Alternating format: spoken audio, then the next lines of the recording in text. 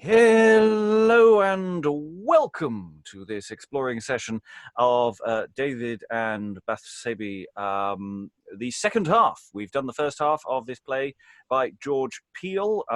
If you haven't watched that video or haven't read the plays up to this sort of point that we've reached, I would suggest going back. It might be moderately traumatic. It's fair to say that the first half was involved scenes of some sexual violence, and there's the possibility that we may have more distressing scenes coming up in the play to follow. Certainly there will be some issues to do with hair care that may arise. To discover what happens in the second half of this play, we have this assembled team of fabulous people who will be reading the text. So in no particular order, reading today, Achitophel and Salamon is... Hello, Dan, actor in Montpellier, France. And reading a Jonadab today is... Hello, my name's Francis Cox. I'm an actor living in sunny Amsterdam. And reading today, Bathsabe today is... Hi, I'm George Andrews. Just had a bit of trouble with my Zoom there. I'm an actor based in East London. And reading Ahimass and Nathan is... Let's see if I can get my teeth into this. My name's Sascha and I'm a professional performer, director and writer based in Brighton in the UK. Get your teeth back in. And reading first Concubine and Joab today is... Liza Graham, actor, singer and Shakespearean text coach in London. And reading Concubine number 2 and Jonathan today is... Hi, my name is Elizabeth Amisu and I'm a fourth fan living in Romford. And reading Absolon today is... Hi, it's Lynsey Beauchamp and I'm an actor based in Norfolk. Reading Amasa and Abisay today is... Hi, I'm Alan Scott, based in Suffolk and not an actor. And reading the other title character of David today is... Hi, I'm Tamara. I am an actor usually based in London, currently still stuck in Germany and slowly going mad. And reading the part of Cusay and Messenger today is... Hi, I'm Pamela. I'm an actor based in London. Reading Abiathar and Chorus today is... Hello, I'm Helen Good. I'm a historian without any history to work on. Reading Ithay and Soldier today is... Hi, I'm Steve Longstaffe, a scholar of early modern drama based in Lancaster in the UK. And reading Sadoc and Semei, we'll decide as we go along, is... Hello, I'm Sarah. I'm an actor, writer and director based in Germany. And I'm your host, Robert Crighton. My primary job here is to mispronounce as many names as possible as we decide how they should be pronounced through my example of how not to do it. We are, I say, a little over halfway through the play. Lots of plot has occurred and some other stuff has just randomly happened as well. So without further ado, we're going to stride straight into the re-entrance of David after a lovely speech by Absolon. Who's just been forgiven, sort of, we shall see. So enter David, Ithay, Sadoc, Ahimass, Jonathan with others. David, very important, barefoot with some loose covering over his head, and they're all mourning. Proud lust, the bloodiest traitor to our souls, whose greedy throat nor earth, air, sea, or heaven can glut or satisfy with any store. Thou art the cause these torments suck my blood, piercing with the venom of thy poisoned eyes, the strength and marrow of my tainted bones, to punish Pharaoh and his cursed host. The waters shrink at great Adonai's voice, and sandy bottom of the sea appeared, offering his service at his servant's feet, and to inflict a plague on David's sin. He makes his bowels traitors to his breast, winding about his heart with mortal gripes. Ah, Absolon, the wrath of heaven inflames thy scorched bosom with ambitious heat, and Satan sets thee on a lusty tower, showing thy thoughts of pride of Israel, of choice to curse thee, on her ruthless stones. Weep with me then, ye sons of Israel. Oh, right. He lies down and all the rest after him. Lie down with David, and with David mourn before the Holy One that sees our hearts. Season this heavy soil with showers of tears, and fill the face of every flower with dew. Weep, Israel, for David's soul dissolves, lading the fountains of his drowned eyes, and pours her substance on the senseless earth. Weep, Israel, oh weep for David's soul, strewing the ground with hair and garments torn, for tragic witness of your hearty woes. Oh, would our eyes were conduits to our hearts, and that our hearts were seas of liquid blood, to pour in streams upon this holy mount, for witness we would die for David's woes. Then should this Mount of Olives seem a plain, drowned with the sea that with our sighs should roar, and in the murmur of his mounting waves report our bleeding sorrows to the heavens, for witness we would die for David's woes. Earth cannot weep enough for David's woes. Then weep you heavens, and all you clouds dissolve, that piteous stars may see our miseries, and drop their golden tears upon the ground, for witness how they weep for David's woes. Now let my sovereign raise his prostrate bones, and mourn not as a faithless man would do, but be assured that Jacob's righteous God, that promised never to forsake your throne, will still be just and pure in his vows.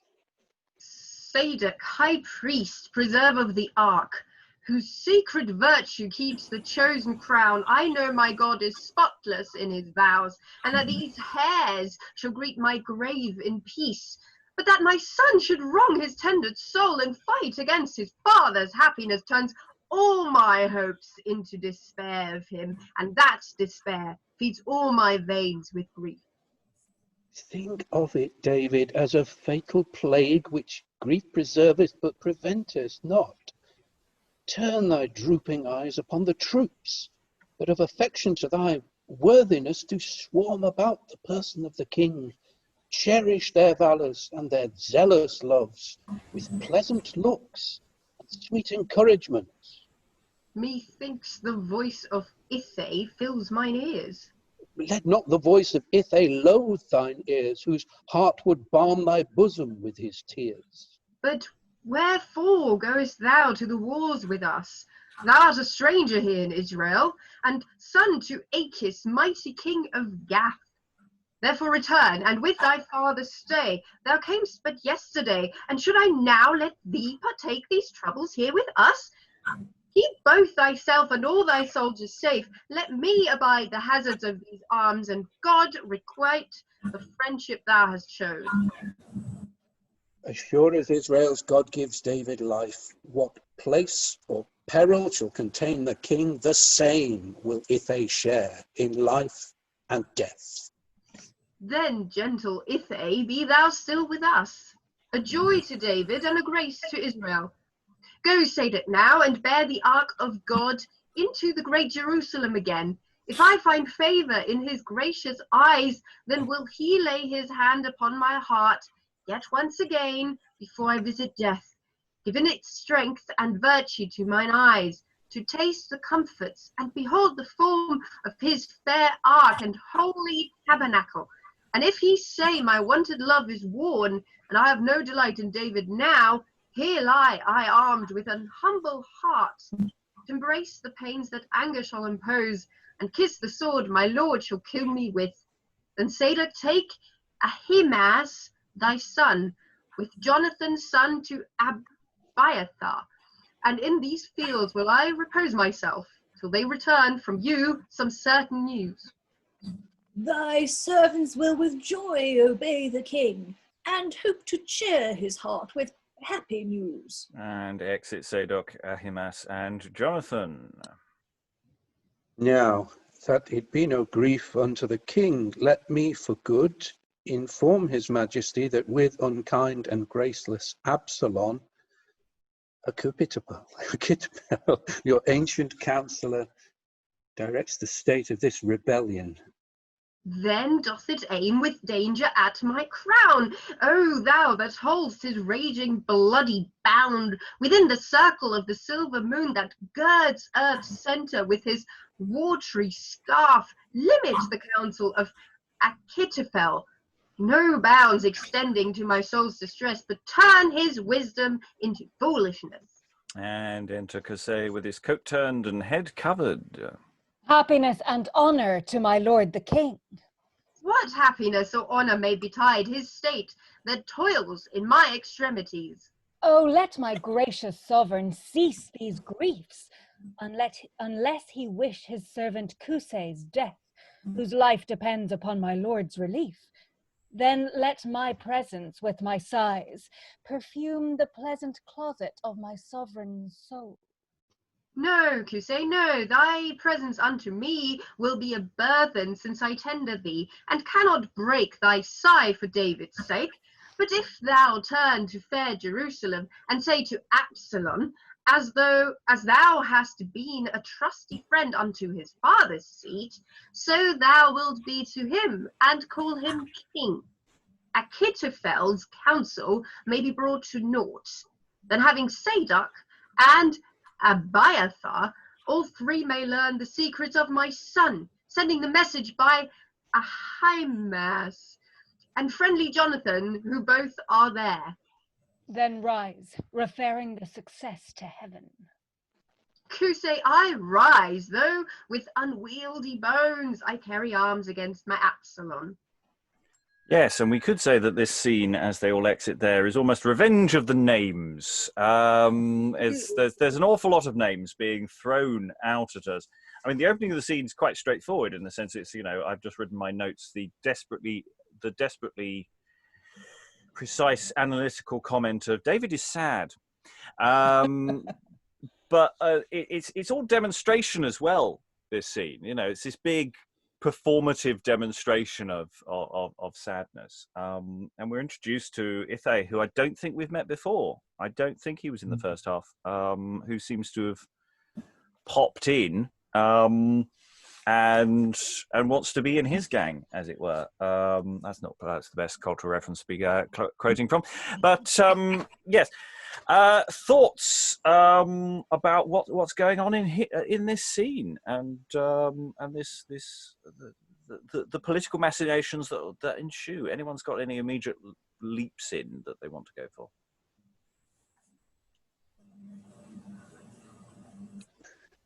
I'm interested in what the audience would have seen because of the precision of the stage directions, which, yes, the mood is sad, but there's, it's specified that he's barefoot and it's specified that his head's covered and other people's heads are covered and they're lying down, and Cusay's coat is, whatever it says, reversed.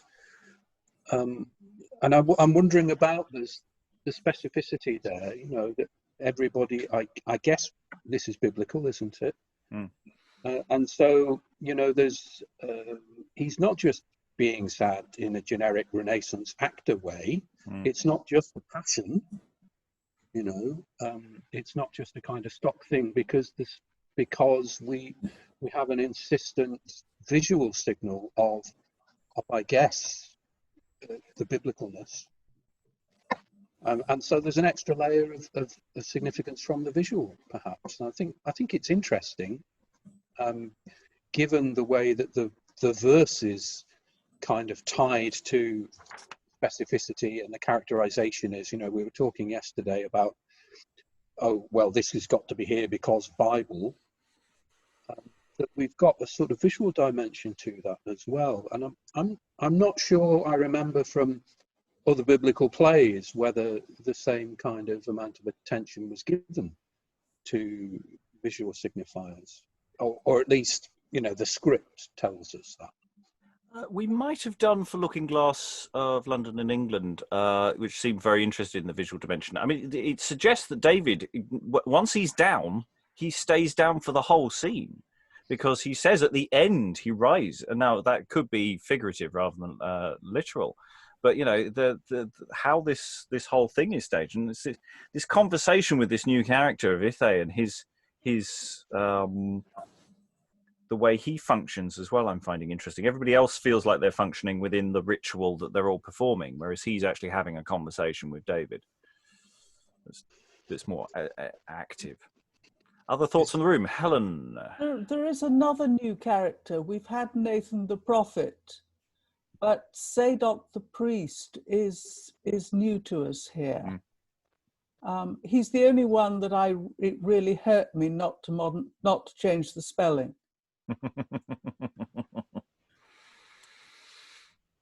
Yes, there was joy in the notes as we gradually realized that Sarah was in fact Sadoc the priest. Yes. But in terms of the function of Sadoc in the scene, it's he's sort of leading the call, the call of let's all be sad together. Whereas he doesn't feel particularly conversational. His role is entirely seems to be ceremonial. Sarah. There's great scope for playing this in a totally absurd way. I mean, with all these people lying on the floor trying to have conversations with each other, I don't know. I just think if you were going to be terribly, flippant about the text, I know obviously this is, if you're a Jewish person, this is your culture and your religion. So, but like there is massive scope here for doing something hilarious with this scene. And then when David gets up at the end, everyone else is like getting up, and Sadoc is like scrambling to his feet as, "Oh, thy servants will with joy obey the king and hope to cheer his heart with happy news." I mean, yeah, is that just me and my twisted sense of humour? I don't know whether that would work in the context of the Ark of the Covenant, potentially being on stage at the time. But I don't know. But I think it's a danger. I think what you've got here is a scene of Old Testament rending of garments and putting ashes on your head and all the lying down and all the really Old Testament stuff. But the temptation, I mean, you're going to have to work really hard to stop the audience giggling. I think so, yeah. Yeah. And whether you do that, just looking at the mechanics of that, in my head, for some reason, I see almost like a mirror thing happening. So when David goes down, everybody goes down. But you'd have to do it that it's so precise and nobody's out of sync, and that would take a huge amount of choreography. If you show that David is still in power despite mourning, that you're showing a unit, and that's really what he's trying to represent in many respects. I mourn, you mourn, you take my lead, you don't do this. For me, there still seems to be an undercurrent of those political choices, especially with the conversation about Sadoc and Abiathar at the end. Abiathar, however you pronounce it. Is it Abiathar, something like that. When he's he's almost like he's trying to conduct the business. That's what really grabs me. It's sad, yes, but there's still this cold leadership going on, which is quite interesting. But how much of this is political theatre? Yeah. And I mean, talking about the absurdity level, the problem with this scene seemed to me is that it just keeps throwing names at us it's a bit like the problem with some of John Bale is when, you start feeling like you're being added, footnotes are being thrown at you. And that sort of biblical thing of, and this person and this person and this person and this person.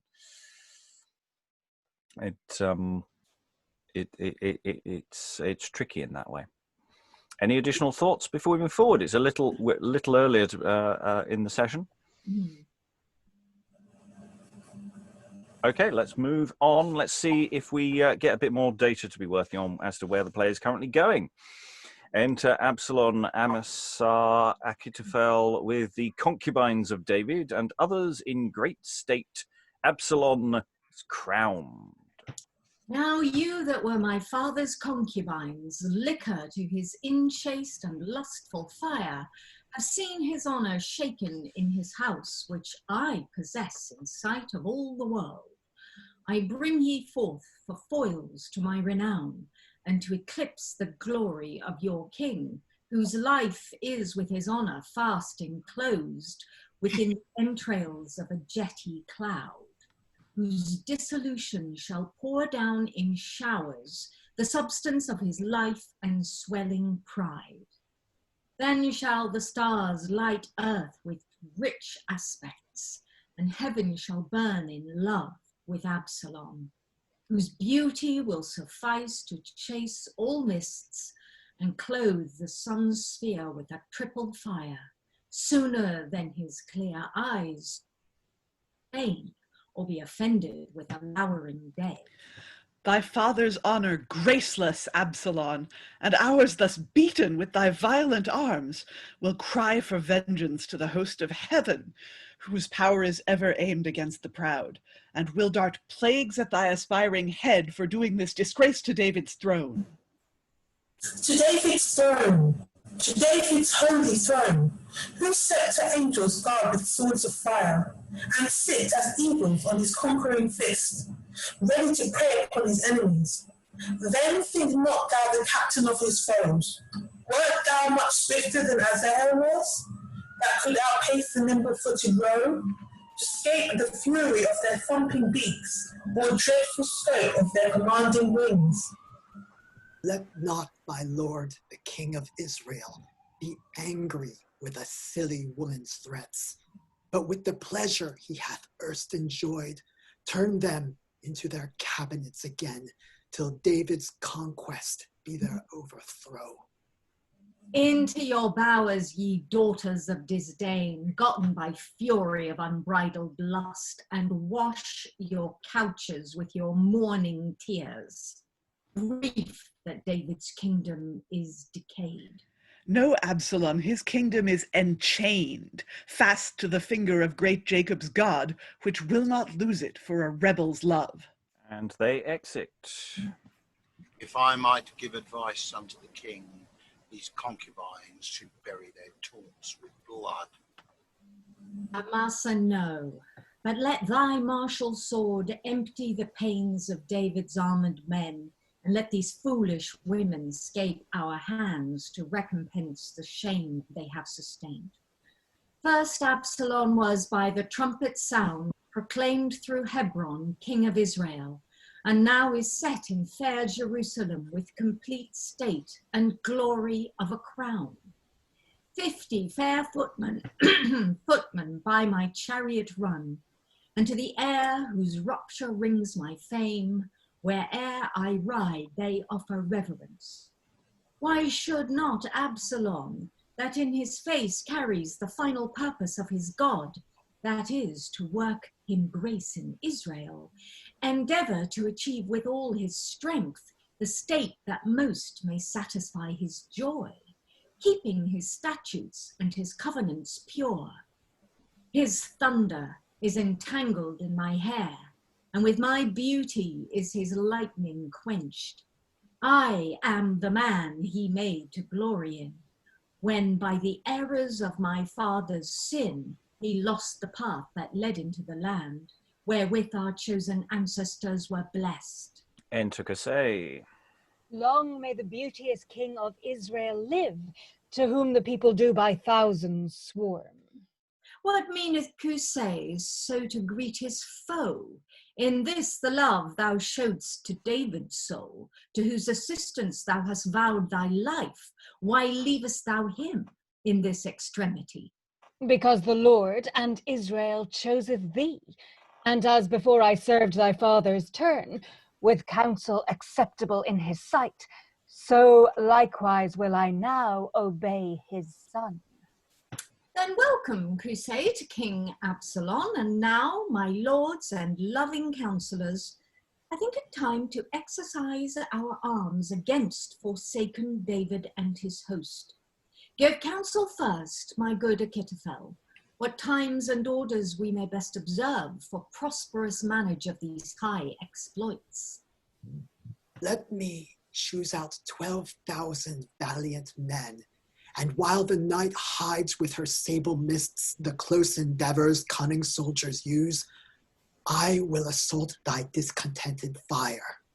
And while with weakness of their weary arms, surcharged with toil to shun thy sudden power, the people fly in huge disordered troops to save their lives and leave the king alone, then will I smite him with his latest wound and bring the people to thy feet in peace.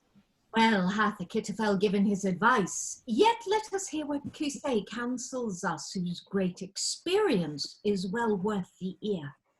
Though wise Achitophel be much more meet to purchase hearing with my lord the king, for all his former counsels than myself, yet not offending Absolon or him, this time it is not good, nor worth pursuit. For well thou knowest thy father's men are strong, chafing as she-bears robbed of their whelps. Besides, the king himself a valiant man, trained up in feats and stratagems of war, and will not, for prevention of the worst, lodge with the common soldiers in the field. But now I know his wonted policies have taught him lurk within some secret cave, guarded with all his stoutest soldiers, which, if the forefront of his battle faint, will yet give out that Absolon doth fly, and so thy soldiers be discouraged. David himself withal, whose angry heart is as a lion's letted of his walk, will fight himself and all his men to one, before a few shall vanquish him by fear. My counsel, therefore, is with trumpet sound to gather men from Dan to Bathsabe, that they may march in number like sea sands that nestle close in one another's neck. So shall we come upon him in our strength, like to the dew that falls in showers from heaven, and leave him not a man to march withal. Besides, if any city succor him, the numbers of our men shall fetch us ropes, and we will pull it down the river's stream, that not a stone be left to keep us out. What says my lord to Cusay's counsel now? I fancy Cusay's counsel better far than that is given us from Achitophel. So I think doth every soldier here. Yes. Then march we after Cusay's counsel all, sound trumpets through the bounds of Israel, and muster all the men will serve the king, that Absolon may glut his longing soul with sole fruition of his father's crown. And they exit. Ill shall they fare that follow thy attempts, that scorns the counsel of Achitophel. And remains only Cusay.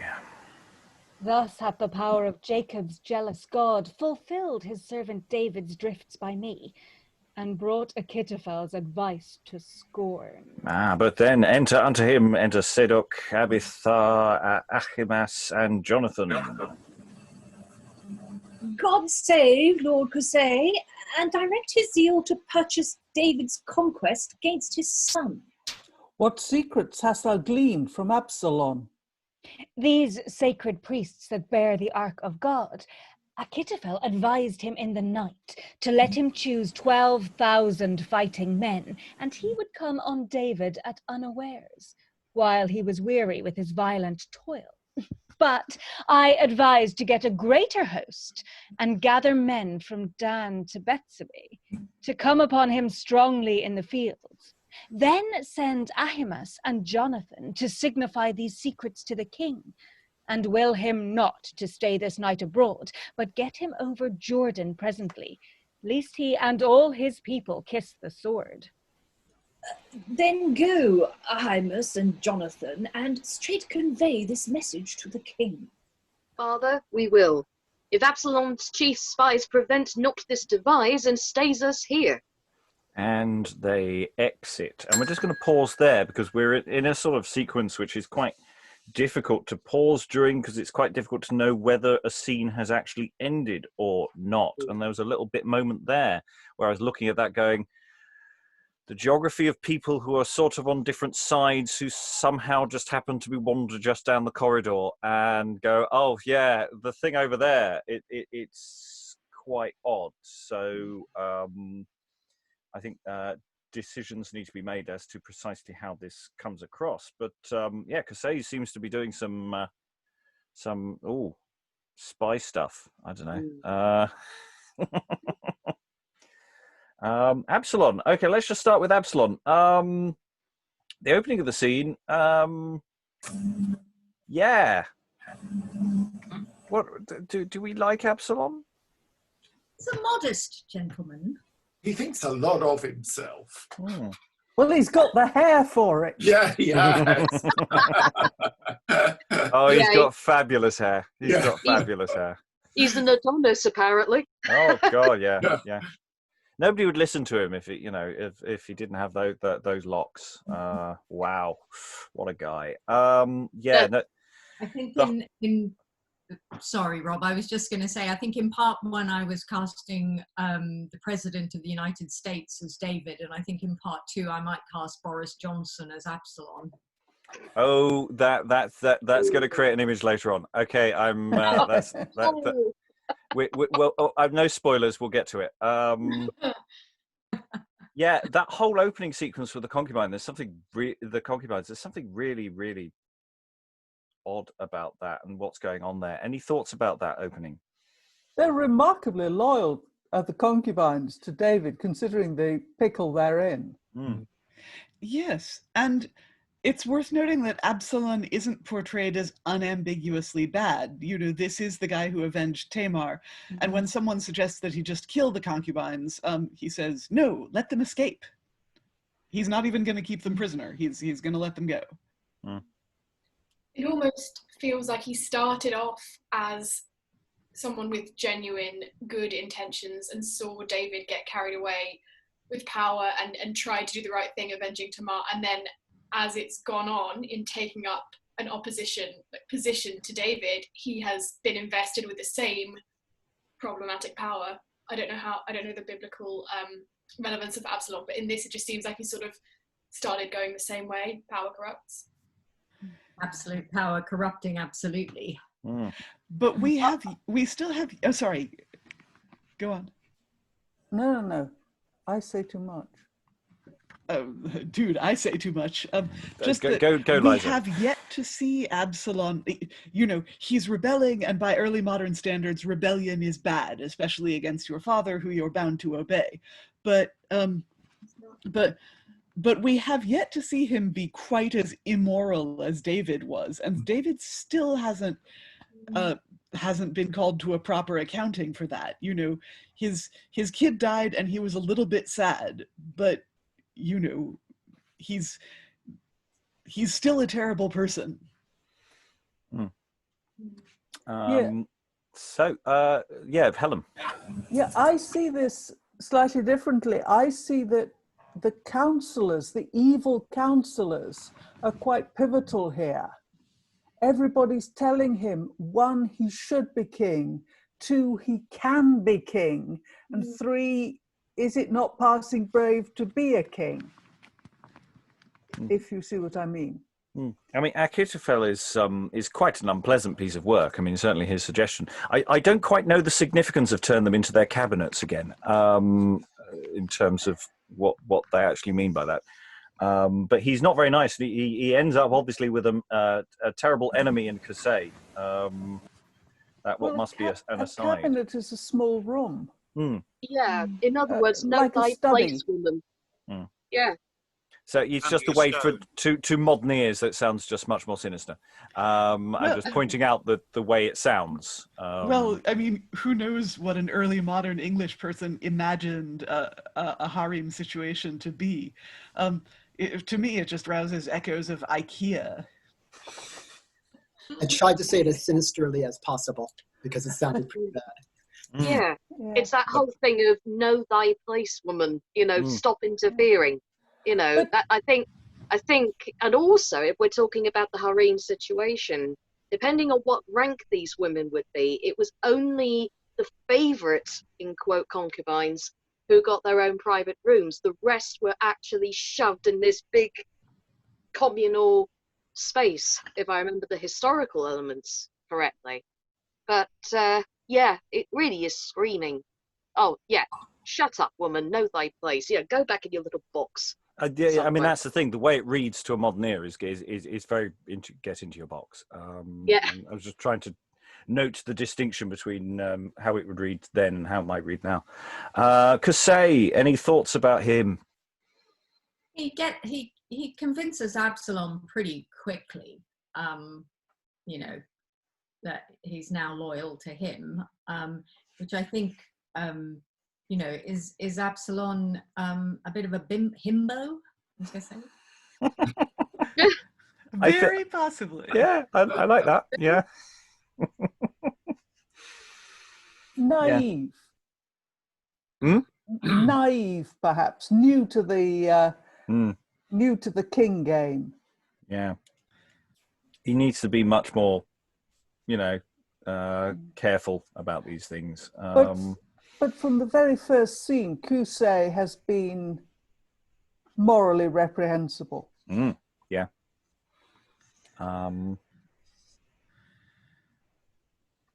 Okay. He's the political operative behind the scenes, and I couldn't possibly think of a modern analogy. Yeah.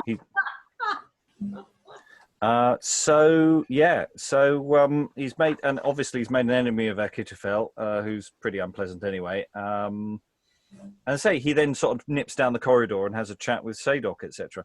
And I do wonder if there's supposed to be some sort of break there, whether it's just simply how close are these two sides supposed to be at this point? It's very weird.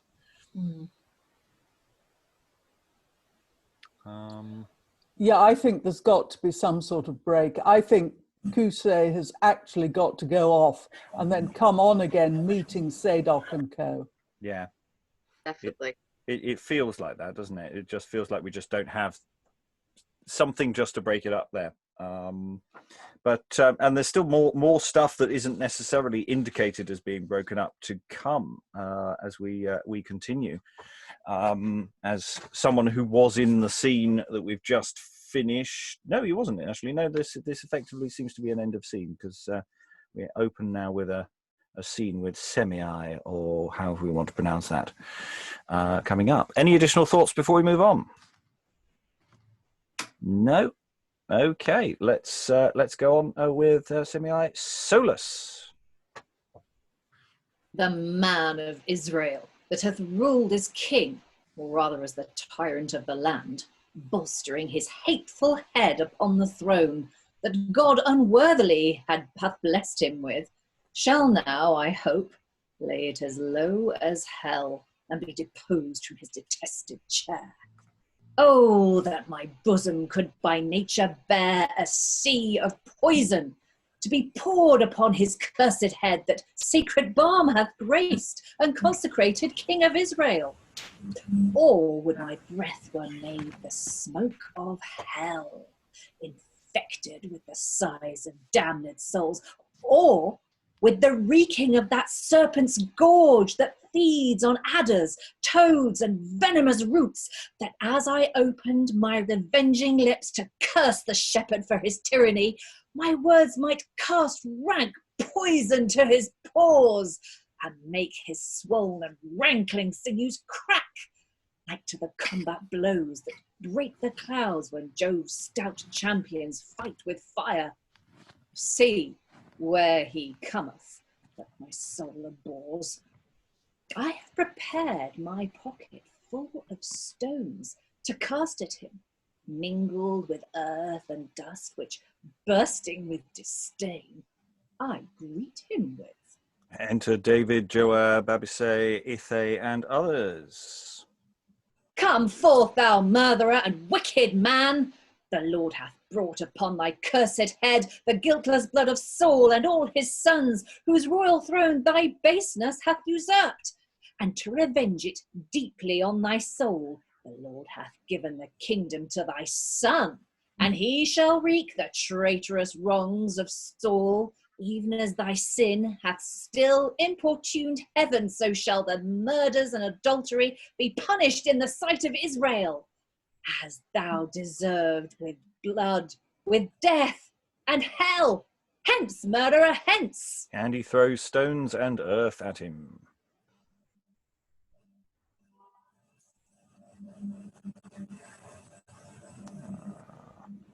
Abisay? Beg your pardon. Why does this dead dog curse my lord the king? Let me alone to take away his head. Why meddleth thus the son of Zeruiah, to interrupt the action of our God? Semei useth me with this reproach, because the Lord hath sent him to reprove the sins of David, printed in his brows with blood that blusheth for his conscience guilt. Who dares then ask him why he curseth me? If then thy conscience tell thee thou hast sinned, and that thy life is odious to the world, command thy followers to shun thy face, and by thyself here make away thy soul, that I may stand and glory in thy shame. I am not desperate, Semei, like thyself, but trust unto the covenant of my God, founded on mercy with repentance built, and finished with the glory of my soul. A murderer, and hope for mercy in thy end? Hate and destruction sit upon thy brows, to watch the issue of thy damned ghost, which, with thy latest gasp, they'll take and tear, hurling in every pane of hell a piece. Hence, murderer, thou shame to Israel, foul lecturer, drunkard, plague to heaven and earth. And he throws more stuff at him, as demonstrated. What? Is it pity in David's thoughts so to abhor from laws of policy in this extremity of his distress, to give his subjects cause of carelessness? Send hence the dog with sorrow to his grave. Why should the sons of Zeruiah seek to check his spirit, which the Lord hath thus inspired? Behold, my son, which issued from my flesh, with equal fury seeks to take my life. How much more than the son of Gemini, chiefly since he doth naught but God's command? It may be he will look on me this day with gracious eyes, and for his cursing bless the heart of David in his bitterness. What? Dost thou fret my soul with sufferance? Oh, that the souls of Isboseth and Abner, which thou sent swimming to their graves in blood, with wounds fresh bleeding, gasping for revenge, were here to execute my burning hate. But I will haunt thy foot with curses still. Hence, monster, murderer, mirror of contempt. And throws stuff at David. Again, at this point, enter Ahimass and Jonathan. Long life to David, to his enemies, death. Welcome, Ahimass and Jonathan. What news sends Cusay to thy lord the king? Cusay would wish my lord the king to pass the river Jordan presently, lest he and all his people perish here. For wise Achitophel hath counselled Absolon to take advantage of your weary arms, and come this night upon you in the fields. But yet the Lord hath made his counsel scorn, and Cusay's policy with praise preferred, which was to number every Israelite, and so assault you in their pride of strength. Abiathar besides entreats the king to send his men on war against his son, and hazard not his person in the field. Thanks to Abiathar, and to you both, and to my Cusay, whom the Lord requites. But 10 times treble thanks to his soft hand, whose pleasant touch hath made my heart to dance, and play him praises in my zealous breast, that turned the counsel of Achitophel after the prayers of his servants' lips. Now will we pass the river all this night, and in the morning sound the voice of war, the voice of bloody and unkindly war. Then tell us how thou wilt divide thy men, and who shall have the special charge herein. Joab, thyself shall for thy charge conduct the third part of all my valiant men. The second shall Abisay's valour lead. The third fair Ithay, which I most should grace, for comfort he hath done to David's woes, and I myself will follow in the midst.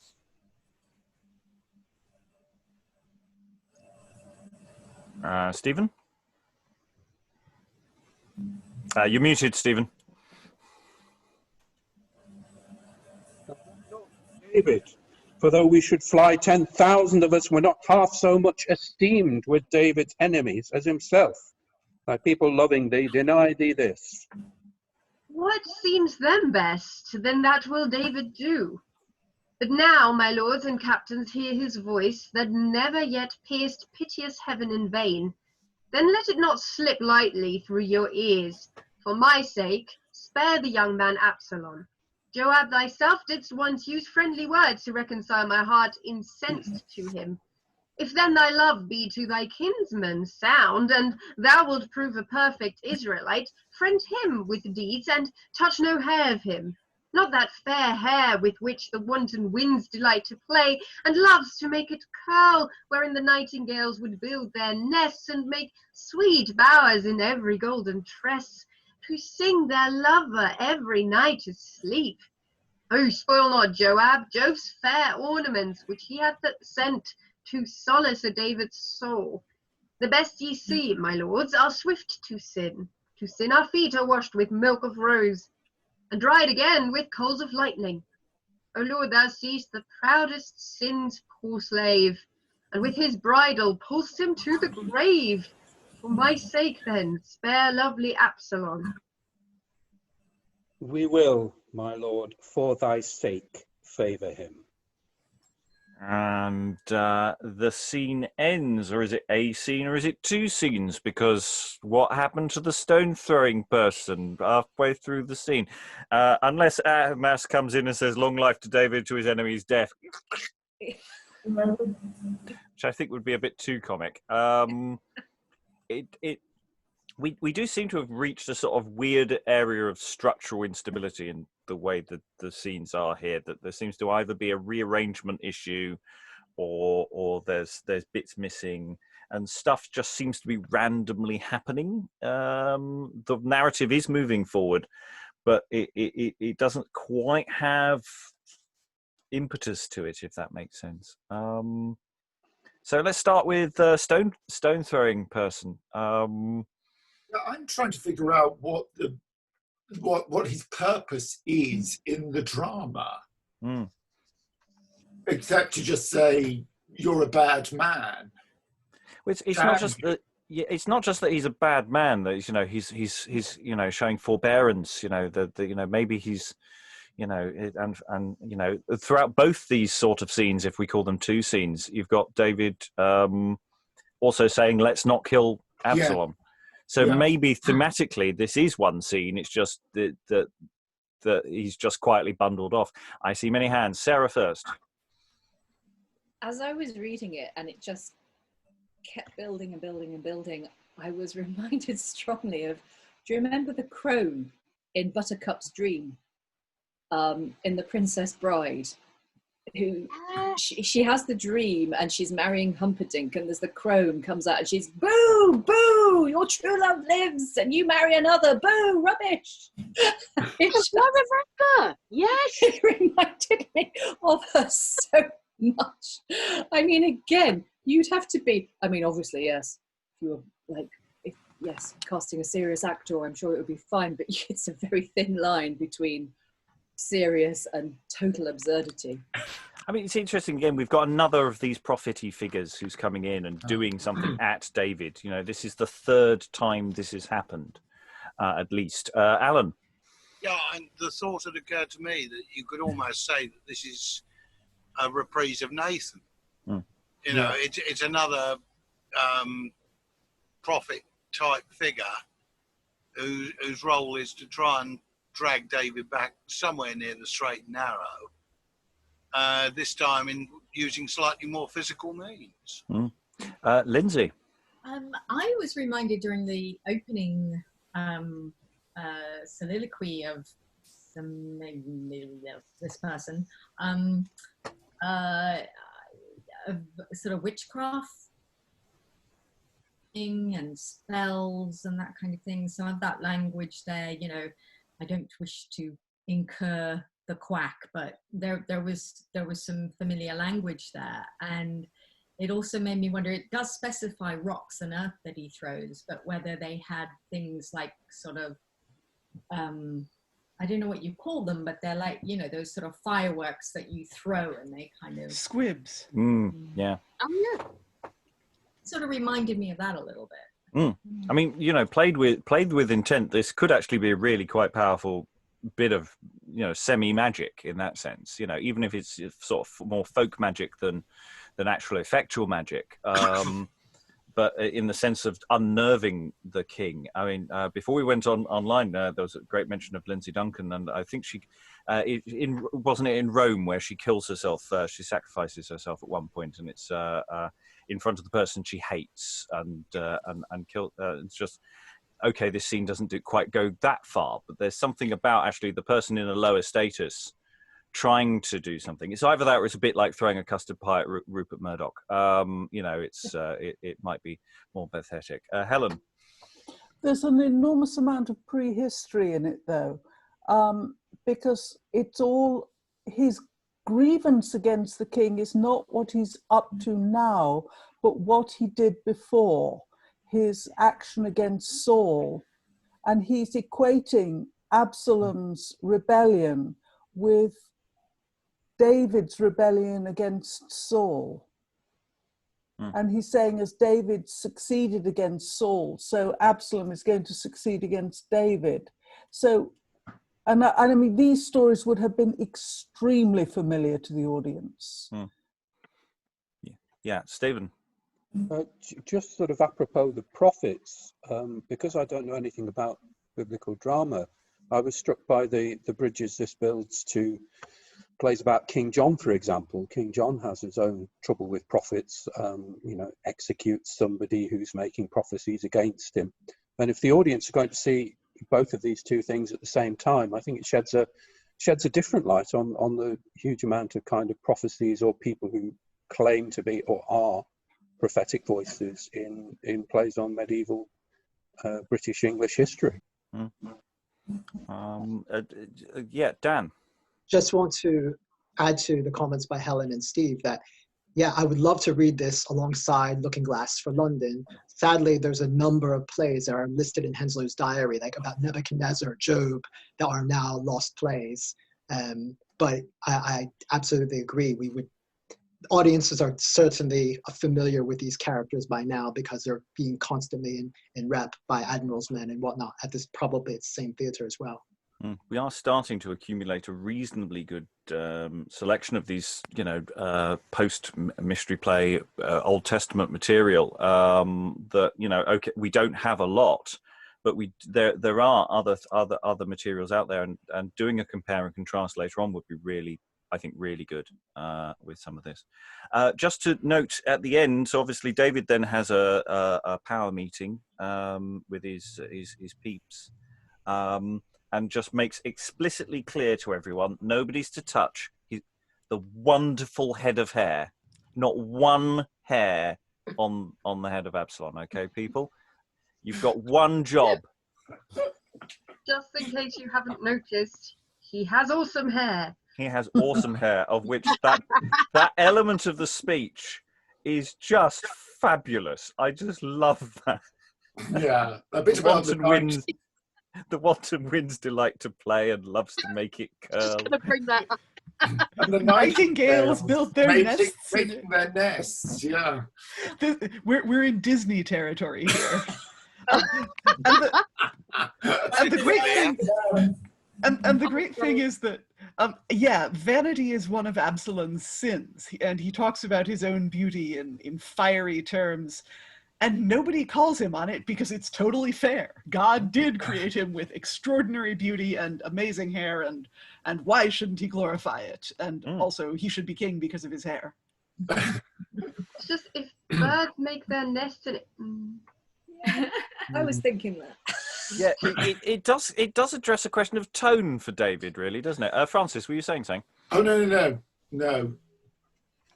He was wondering if he could play the part. Oh, sorry, I'm too Elizabeth. old.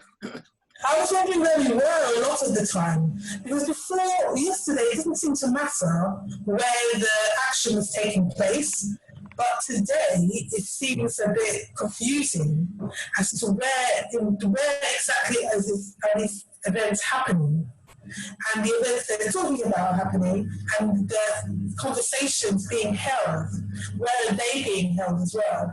Because it's not clear at all.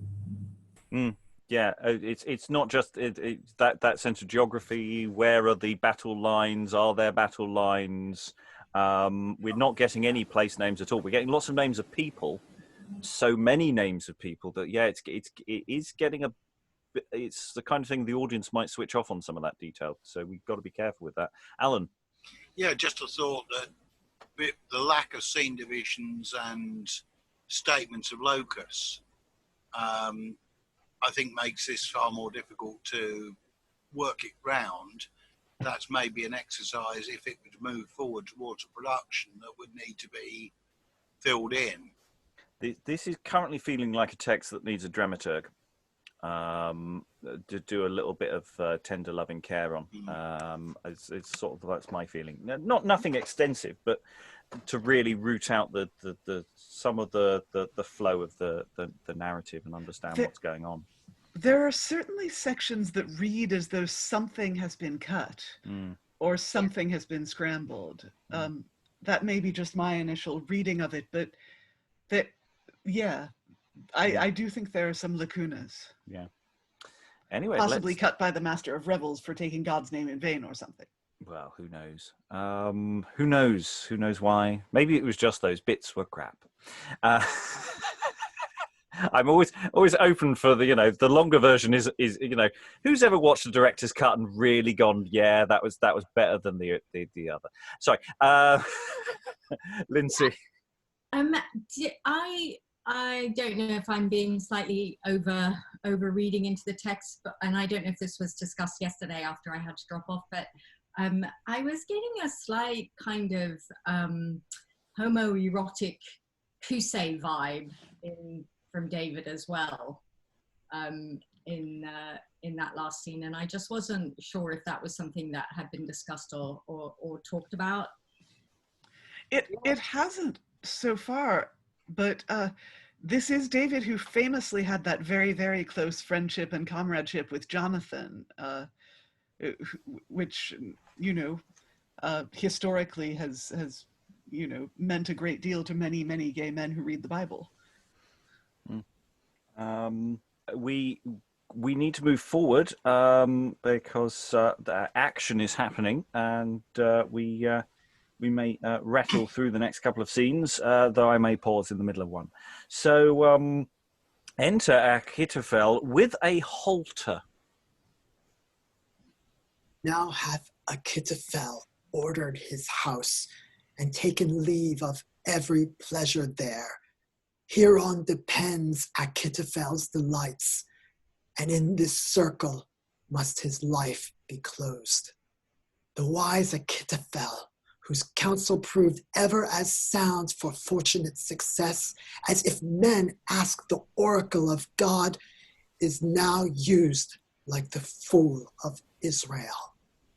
Then set thy angry soul upon her wings, and let her fly into the shade of death. And for my death, let heaven forever weep, making huge floods upon the land I live, to ravish them and all their fairest fruits. Let all the sighs I breathed for this disgrace hang on my hedges like eternal mists, as mourning garments for their master's death. Ope, earth, and take thy miserable son into the bowels of thy cursed womb. Once in a surfeit thou didst spew him forth. Now for fell hunger, suck him in again, and be his body poison to thy veins. And now, thou hellish instrument of heaven, once execute the rest of Jove's just doom, and stop his breath that curseth Israel. And exit Achitophel. Enter Absolon, Amasa, with all his train. Now for the crown and throne of Israel to be confirmed with virtue of my sword and writ with David's blood upon the blade.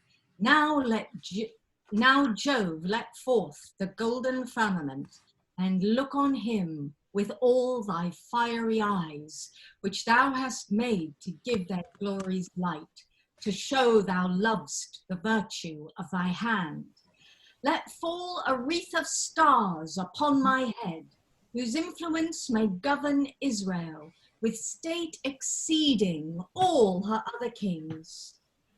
Fight, lords and captains, that your sovereign's face may shine in honor brighter than the sun, and with the virtue of my beauteous rays, make this fair land as fruitful as the fields that with sweet milk and honey overflowed. God, in the whistling of a pleasant wind, shall march upon the tops of mulberry trees to cool all breasts that burn with any griefs, as whilom he was good to Moses' men. By day the Lord shall sit within a cloud to guide your footsteps to the fields of joy, and in the night a pillar bright as fire shall go before you like a second sun, wherein the essence of his Godhead is, that day and night you may be brought to peace, and never swerve from that delightsome path that leads your souls to perfect happiness. This shall he do for joy when I am king.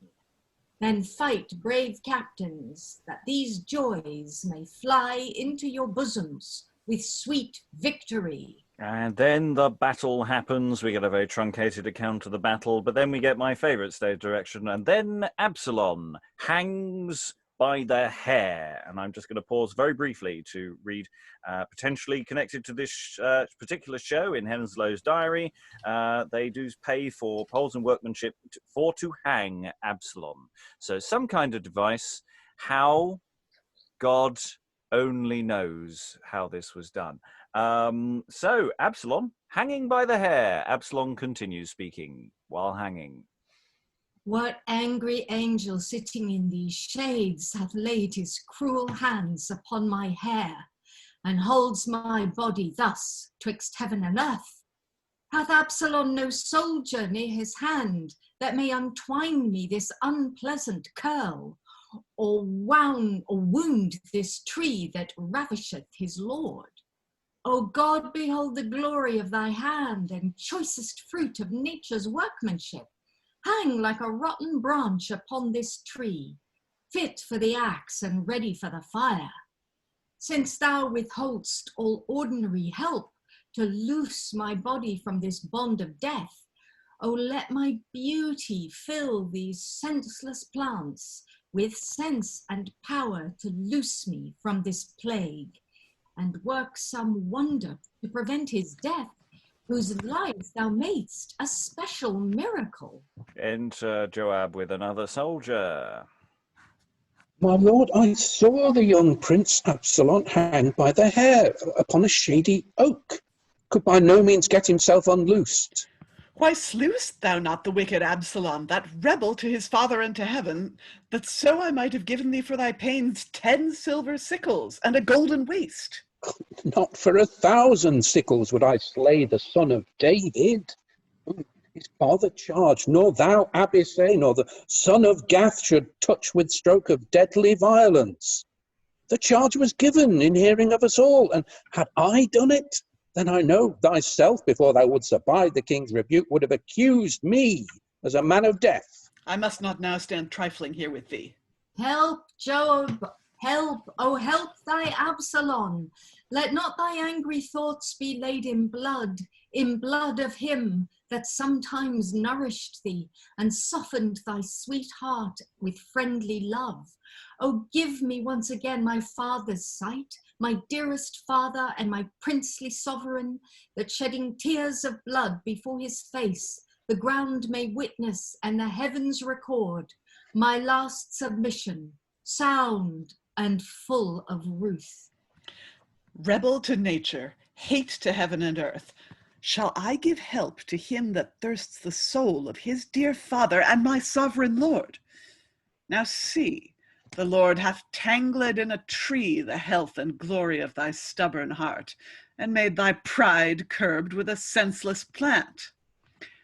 Now, Absolon, how doth the Lord regard thy beauty, whereupon thy hope was built, and which thou thought'st his grace did glory in? Find'st thou not now, with fear of instant death, that God affects not any painted shape or goodly personage when the virtuous soul is stuffed with naught but pride and stubbornness? But preach I to thee, when I should revenge that cursed sin that staineth Israel, and makes her fields blush with her children's blood.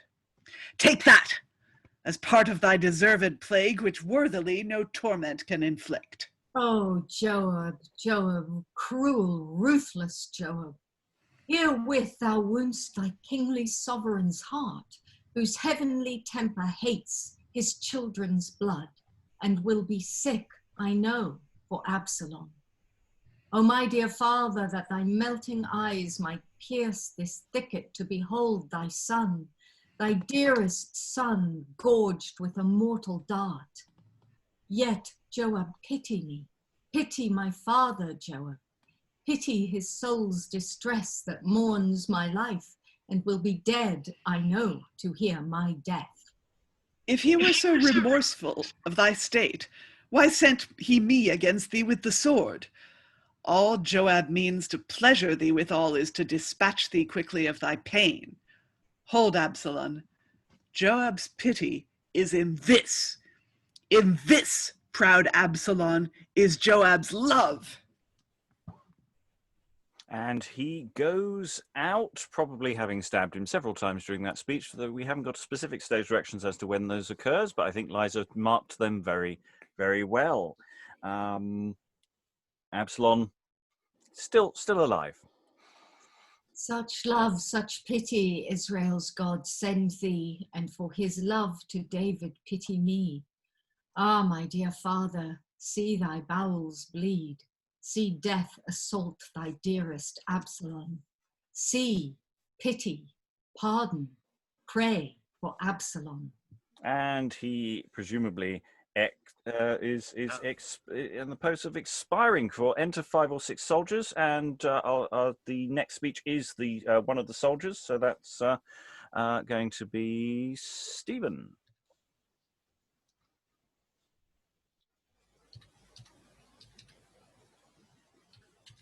See where enter 5 or 6 soldiers. Yeah, enter 5 or 6 soldiers. If you could be the spokesman, that next speech should be a soldier speaking. Okay, right.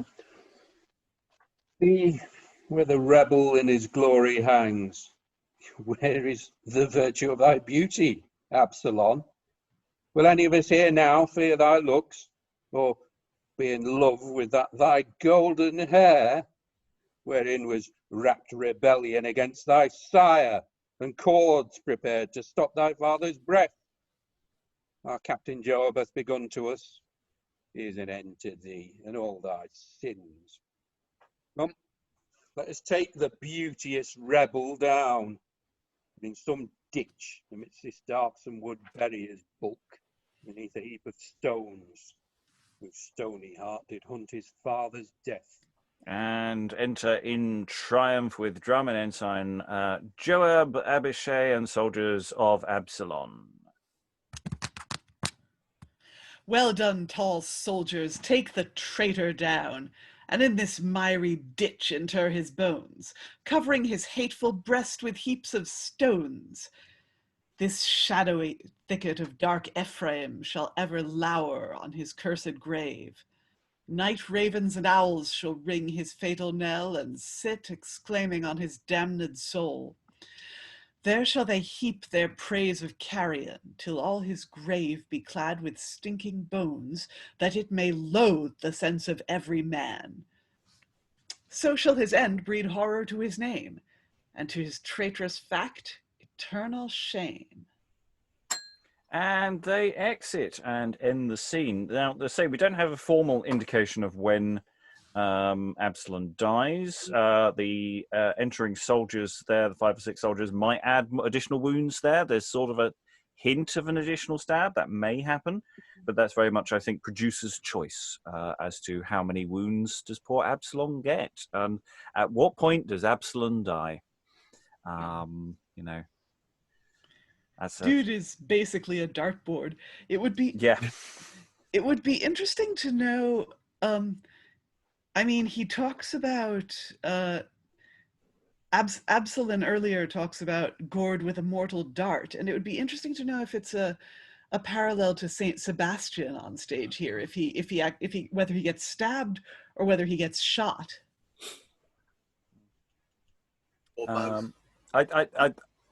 Yeah, sorry, Francis. I know, Alan was just saying. All right, Alan. Or both. I mean, I think he's going to get used for target practice by anybody who's passing. I think we should pause at this point and just briefly roll back. So Achitophel seems to be doing a suicide option there, and is shame and grief, as a prelude to this battle. And Absolon gets hung by his hair. I think we should linger on that point briefly, about the nature of this stage image and audience response. Because I'd noticed many people were laughing and enjoying the scene. But then I'm wondering whether that is actually a legitimate point, is that we start off in this, it's semi-comic, but then as the wounds start coming in and he's clearly helpless, that we move towards a direction, or what is the audience, the mode of audience response that this play is aiming for, as opposed to also what's happening today. Thoughts on that, Francis? I think it just depends on how you stage it.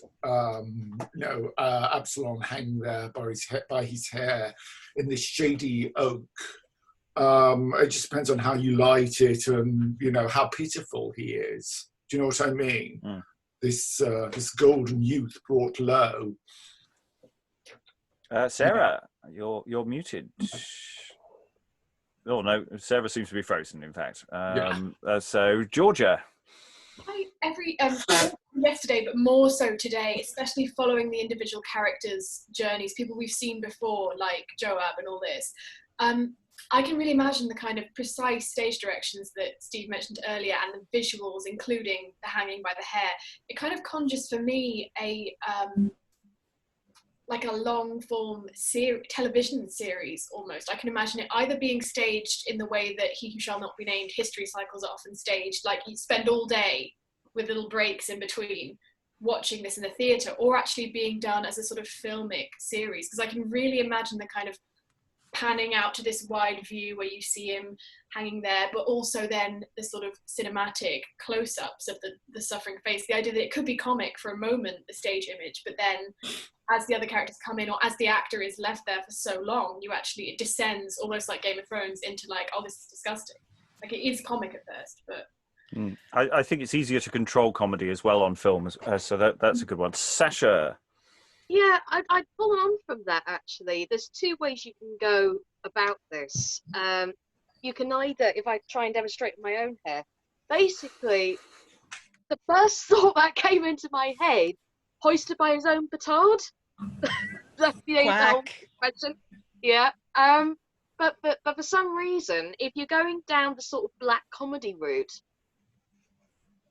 hoisted up by the hair like this, if he's hanging by the hair, if you wanted to take it down the road of summing up the whole thing with literally hanging by the hair in almost like a noose, depending on how long you wanted to make it to be, or if you wanted to make it very black comic, or to make it even more macabre, there was an actual torture, if I remember correctly, from medieval times, I can't remember the name, where literally if you had long hair, you were, if I demonstrate, basically you were literally hung from the tree like this, and it was your weight of your body that literally pulled against everything else. So you had this horrible, painful gravity going on there, almost like a torture. I mean, So, that's how I saw the image to a degree. I yeah. do see that. Lots of hands. Tamara. I think two things made me laugh. One was the fact that it felt like a Chekhov's gun, that they kept talking about the hair, and then that's what they hang him from. But secondly, I think, and obviously Sasha's put a lot of thought in it, but she's also got long hair. I've got long hair. There's a bunch of people in this Zoom room who've got long hair. We know how much that would hurt. Yeah, a lot. And I think I picture it very Game of Thronesy myself, and a lot of the things we've seen in Game of Thrones are quite biblical. So I think you would still get a nervous laugh from the audience, because you have that, or they kept going on about how pretty his hair is, now he's hanging from it. But the more graphic you get with the idea that his whole weight is supported by his hair, he's basically slowly being scalped. It is. I mean, the more graphic you get with that, we've got lots of people wanting to jump in. Stephen, you're muted at the moment. Just in terms of social status, hanging is a lower status form of execution at this point. So, and if we think about the commonness of public hangings, that we've got an extra layer of perhaps degradation or something like that happening with Absolon here as well, because he's as vulnerable as a common criminal, and then there's a kind of class animus there in the soldiers' words as well, which is we'll all have a pop at this guy. Helen. I think one of the things we're missing out here is that we're imagining that for some reason he's lost the use of his hands. And I mean, obviously in that circumstance, he can't get out of the tree because of his hair, but he's going to be holding on to the branch. He isn't just going to be hanging there by his hair. He's going to be doing things. Well, so the narrative of the play never actually explains how it happened as well. I'm sure the Bible does it. He goes under the branch on a horse. But the play doesn't state that, I don't think. Well, once again, it's the problem of the horse. Alan, then Liza. I think Liza. Yeah, two thoughts. One, I think this goes back to the discussion we were having yesterday about Robin Hood and riding through the glen, just being not a good idea.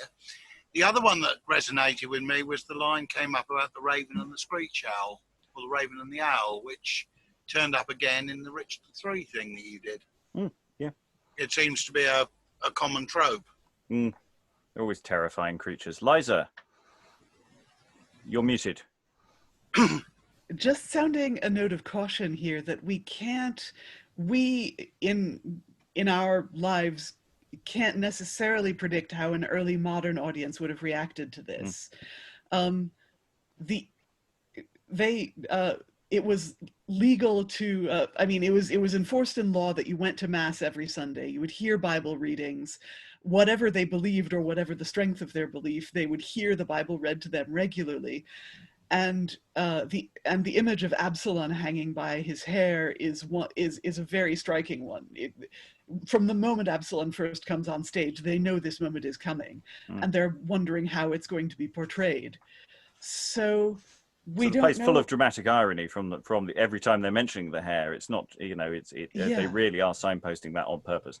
Yeah, and every time Absolon mentions his own beauty or someone mentions it, that he ends up suspended between heaven and earth and able to get to neither, which is a bit like being a ghost, I suppose. But I'm going to have to shut us down because we really do need to read on. We've talked about his hair for quite some length, but he's dead. So there we go. Chorus, however, returns. We haven't seen the chorus for a while. Let's see what the chorus thinks of what's going on. O dreadful precedent of his just doom, whose holy heart is never touched with ruth, of fickle beauty or of glorious shapes, but with the virtue of an upright soul, humble and zealous in his inward thoughts, though in his person loathsome and deformed. Now, since this story lends us other store to make a third discourse of David's life, adding thereto his most renowned death, and all the deaths that at his death he judged, here end we this. And what here wants to please, we will supply with triple willingness. So there, trumpets sound. Enter Joab, Ahimass, Cusay, Amasa, with all the rest. Soldiers of Israel and ye sons of Judah that have contended in these irksome broils and ripped old Israel's bowels with your swords. The godless general of your stubborn arms is brought by Israel's helper to the grave, a grave of shame and scorn of all the tribes. Now then, to save your honors from the dust and keep your bloods in temper by your bones, let Joab's ensign shroud your manly heads. Direct your eyes, your weapons, and your hearts to guard the life of David from his foes. Error hath masked your too much forward minds, and you have sinned against the chosen state, against his life, for whom your lives are blessed, and followed an usurper to the field, in whose just death your deaths are threatened. But Joab pities your disordered souls, and therefore offers pardon, peace, and love to all that will be friendly reconciled to Israel's weal, to David, and to heaven. Amasa, thou art leader of the host that under Absolon have raised their arms. Then be a captain wise and politic, careful and loving for thy soldiers' lives, and lead them to this honorable league. I will. At least I'll do my best. And for the gracious offer thou hast made, I give thee thanks as much as for my head. Then you deceived, poor souls of Israel, since now ye see the errors you incurred. With thanks and due submission be appeased, and as you see your captain's precedent, here cast me then our swords at Joab's feet, submitting with all zeal and reverence our goods and bodies to his gracious hands. And they all kneel, and in a moment they're all going to stand up. Stand up, and take ye all your swords again. David and Joab shall be blessed herein. Now let me go inform my lord the king, how God hath freed him from his enemies. Another time, Ahimass, not now. But Cusay, go thyself, and tell the king the happy message of our great success. I will, my lord, and thank thee for thy grace. And exit Cusay. What if thy servant should go too, my lord? What news hast thou to bring since he is gone? Yet do Ahimass so much content that he may run about so sweet a charge. Run if thou wilt, and peace be with thy steps. Now follow, that you may salute the king with humble hearts and reconciled souls. We follow Joab to our gracious king, and him our sword shall honour to our deaths.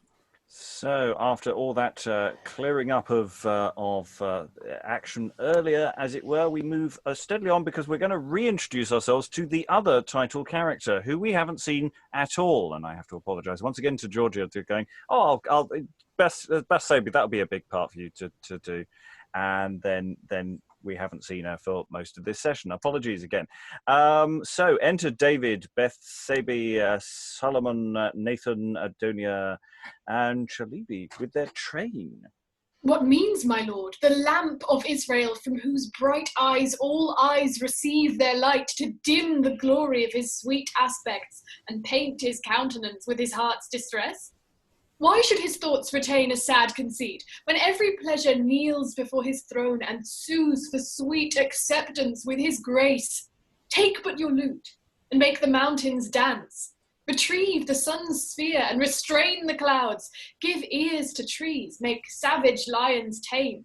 Impose still silence to the loudest winds, and fill the fairest day with foulest storms. Then why should passions of much meaner power bear head against the heart of Israel? Fair Bathsabe, thou mightst increase the strength of these thy arguments drawn from my skill, by urging thy sweet sight to my conceits, whose virtue ever served for sacred balm to cheer my pinings past all earthly joys. But Bathsabe, the daughter of the highest, whose beauty builds the towers of Israel, she that in chains of pearl and unicorn leads at her train the ancient golden world, the world that Adam held in paradise, whose breath refineth all infectious airs, and makes the meadow smile at her repair. She, my dearest Bathsabe, fair peace, the goddess of our graces here, is fled the streets of fair Jerusalem, the fields of Israel, and the heart of David, leaving my comforts in her golden chains linked to the life and soul of Absolon. Then is the pleasure of my sovereign's heart so wrapped within the bosom of that son, that Solomon whom Israel's God affects and gave the name unto him for his love, should be no salve to comfort David's soul? Salamon, my love, is David's lord, for God hath named him Lord of Israel. In him, for that, and since he is my son, must David needs be pleased at the heart, and he shall surely sit upon my throne. But Absolon, the beauty of my bones, fair Absolon, the counterfeit of love, sweet Absolon, the image of content, must claim a portion in his father's care, and be in life and death King David's son. Yet, as my lord hath said, let Salamon reign, whom God in naming hath anointed king. Now he is apt to learn the eternal laws, whose knowledge being rooted in his youth will beautify his age with glorious fruits, while Absolon, incest with graceless pride, usurps and stains the kingdom with his sin. Let Salamon be made thy staff of age, fair Israel's rest and honor of thy race. Tell me, my Salamon, wilt thou embrace thy father's precepts graved in thy heart, and satisfy my zeal to thy renown with practice of such sacred principles as shall concern the state of Israel? My royal father, if the heavenly zeal which for my welfare seeds upon your soul were not sustained with virtue of mine own, if the sweet accents of your cheerful voice should not each hour beat upon my ears as sweetly as the breath of heaven to him that gaspeth scorched with the summer's sun, I should be guilty of unpardoned sin, fearing the plague of heaven and shame of earth. But since I vow myself to learn the skill and holy secrets of his mighty hand, whose cunning tunes the music of my soul, it would content me, Father, first to learn how the Eternal framed the firmament, which bodies lead their influence by fire, and which are filled with hoary winter's ice, which sign is rainy, and what star is fair, why by the rules of true proportion, the year is still divided into months, the months to days, the days to certain hours. What fruitful race shall fill the future world? Or for what time shall this round building stand? What magistrates, what kings shall keep in awe men's minds with bridles of the eternal law? Wade not too far, my boy, in waves too deep. The feeble eyes of our aspiring thoughts behold things present and record things past. But things to come exceed our human reach, and are not painted yet in angels' eyes. Those submit thy sense, and say, thou power that now art framing of the future world, knowest all to come not by the course of heaven, by frail conjectures of inferior signs, by monstrous floods, by lights and flocks of birds, by boughs of a sacrificed beast, or by the figures of some hidden art, but by a true and natural presage, laying the ground and perfect architect of all our actions are now before thine eyes, from Adam to the end of Adam's seed. O heaven, protect my weakness with thy strength. To look on me, that I may view thy face, and see these secrets written in thy brows. O sun, come dart thy rays upon my moon, that now mine eyes, eclipsed to the earth, may brightly be refined and shine to heaven. Transform me from this flesh, that I may live before my death, regenerate with thee. O thou, great God, ravish my earthly sprite, that for the time a more than humane skill may feed the organans of all my sense, that when I think, thy thoughts may be my guide, and when I speak, I may be made by choice the perfect echo of thy heavenly voice. Thus say, my son, and thou shalt learn them all. A secret fury ravisheth my soul, lifting my mind above her human bounds. And as the eagle roused from her stand with violent hunger cowering in the air, seizes her feathered prey and thinks to feed, but seeing then a cloud beneath her feet, lets fall the fowl and is emboldened with eyes attentive to bedare the sun, and strayeth close unto his stately sphere.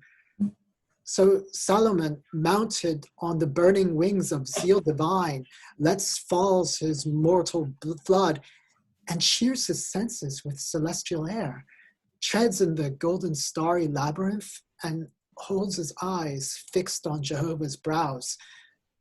Good Father, teach me further what to do.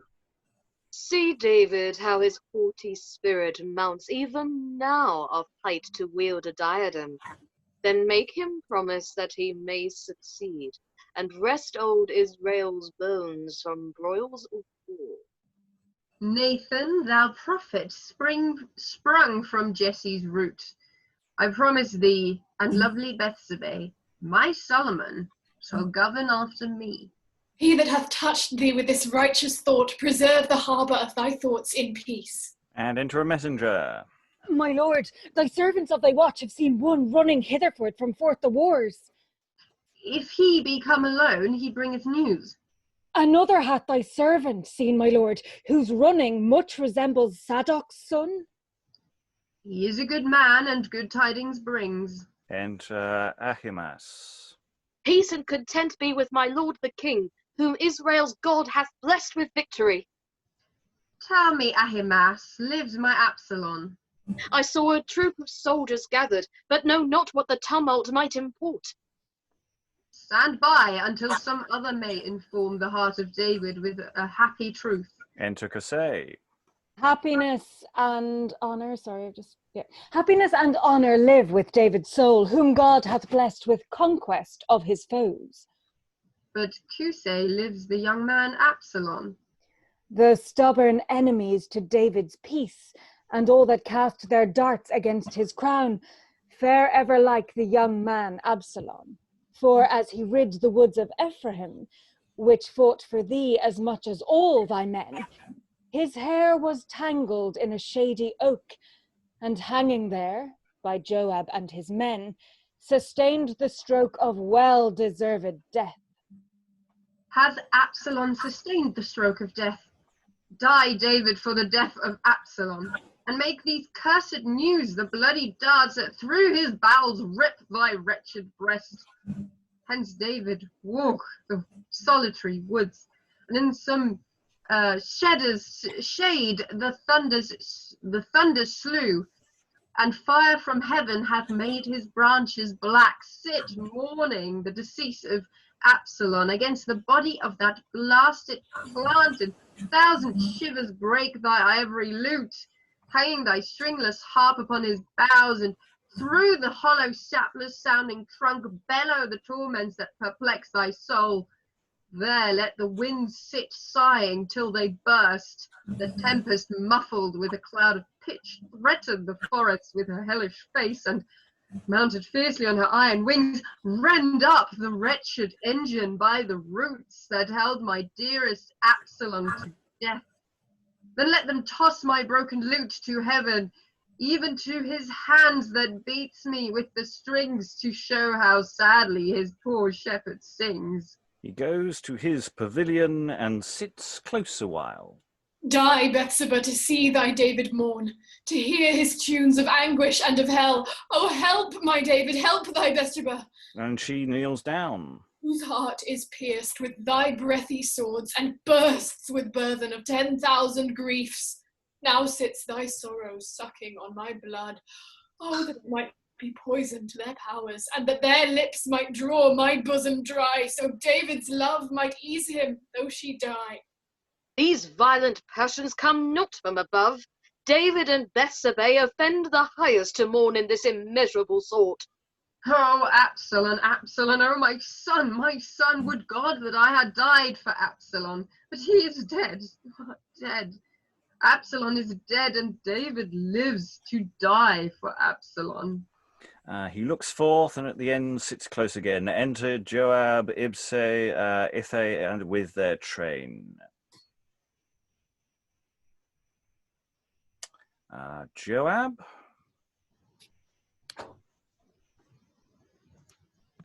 I am here. Yes, Joab. Why lies the queen so prostrate on the ground? Why is this company so tragic hued? Why is the king now absent from his men, and marcheth not in triumph through the gates? David, Unfolds the pavilion. Interesting stage direction we may discuss later. David, awake, if sleep hath shut thine eyes, sleep of affection that thou canst not see the honor offered to the victor's head. Joab brings conquest, pierced on his spear, and joy from all the tribes of Israel. Thou man of blood, thou sepulchre of death, whose marble breast entomb my bowels quick, did I not charge thee, nay, entreat thy hand, even for my sake to spare my Absolon? And hast thou now, in spite of David's health and scorn to do my heart some happiness, given him the sword and spilt his purple soul? What? Irks it David that he victor breathes, that Judah and the fields of Israel should cleanse their faces from their children's blood? What, art thou weary of thy royal rule? Is Israel's throne a serpent in thine eyes, and he that set thee there so far from thanks, that thou must curse his servant for his sake? Hast thou not said that as the morning light, the cloudless morning, so should be thine house, and not as flowers by the brightest rain, which grows up quickly and as quickly fades? Hast thou not said the wicked are as thorns that cannot be preserved with the hand, and that the man shall touch them must be armed with coats of iron and garments made of steel, or with the shaft of a defensive spear? And art thou angry now he is cut off, that led the guiltless swarming to their deaths, and was more wicked than an host of men? Advance thee from thy melancholy den, and deck thy body with thy blissful robes, or by the Lord that sways the heaven, I swear I'll lead thine armies to another king, shall cheer them for their princely chivalry, and not sit daunted, frowning in the dark. When his fair looks with oil and wine refreshed should dart into their bosoms gladsome beams, and fill their stomachs with triumphant feasts, that when elsewhere stern war should sound his trump and call another battle to the field, fame still may bring thy valiant soldiers home, and for their service happily confess she wanted worthy trumps to sound their prowess. Take thou this course and live, refuse and die. Come, brother, let him sit there till he sink. Some other shall advance the name of Joab.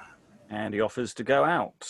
Oh, stay, my lords, stay. David mourns no more, but riseth to give honour to your acts. Stay. And David riseth up. Then happy art thou, David's fairest son, that freed from the yoke of earthly toils and sequestered from sense of humane sins, thy soul shall joy the sacred cabinet of those divine ideas that present thy changed spirit with a heaven of bliss.